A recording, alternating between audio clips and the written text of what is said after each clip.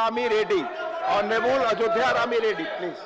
For giving me the opportunity to speak on this mineral mines and minerals development and regulation. House order में चाहिए. 2023. You know the rules. Point of order के लिए house order में चाहिए. And our leader Y.S. Jagan, we support this bill.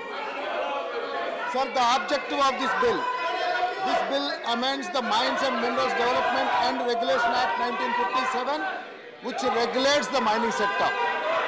The features of this bill, as you know, that it allows the previously prohibited activities such as pitting, trenching, drilling and subsurface excavation. It introduces an exploration license which will authorize either reconnaissance or prospecting or both activities for 29 minerals specified in the 7th schedule.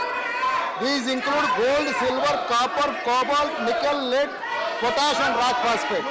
These also include 6 minerals classified as atomic minerals under the Act: beryl and beryllium, lithium, niobium, titanium, tantalum, zirconium. The bill classifies them as atomic minerals. Under the Act, auction of these concessions is undertaken by the state government, except in certain specified cases. The bill adds that auction for composite license and mining lease is for specified critical and strategic minerals will be conducted by the central government. These minerals will include lithium, cobalt, nickel, potash, tin, rock phosphate and potash. However, concessions will still be granted by the state government. The positives of this bill allows for larger participation of the private sector, especially for the sought after lithium. As the bill brings in lithium out from the list of recursive atomic minerals which require mining grants from the center, it will allow for greater utilization of the mineral, especially in view of the recent lithium reserves discovered in India. Lithium is also a critical mineral used extensively for making batteries for electric vehicles and will aid in our transition to greener technology. Removal clearances. The proposed amendments also remove the encumbrance like forest clearances for mine prospecting operations, making it easier for private firms to participate in the exploration of country's mineral resources. Expedition of the auctions. The reform proposals in the bill include allowing states to grant composite mineral licenses without having to get approval from the state and center. This will enable state governments to put up blocks for auction at a faster pace. It will also raise and fix mineral-wise maximum area limits for mineral concessions to provide larger and more economic mines to investors. There are few things around Andhra Pradesh which we really wanted to bring to your kind notice, sir. Iron ore for YSR Steel Corporation Limited.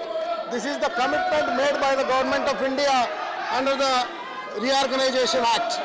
The YSR Steel Corporation Limited was established by the state of Andhra Pradesh with the goal of building and running a new steel factory in Kadapa area. The facility, which would produce high-grade steel products, is planned to have an annual capacity of 3 million tons. The steel plant's main goal is to provide the people of the Rayalaseema area with long-term employment and livelihood prospects. According to the projections, at least 28,000 local households will benefit from this. Additionally, it is also anticipated that the construction of the steel factory and the expansion of related sectors would drastically alter the environment of the drought-affected region of Rayalaseema, bringing its much needed benefits to the area. However, the steel plant requires iron ore, which was promised under AP Reorganization Act 2004 for the steel plant initiative. Therefore, I would ask Center to keep its words, since the project will have a good effect on the area. Reservation of the second point, sir, I want to bring to your notice.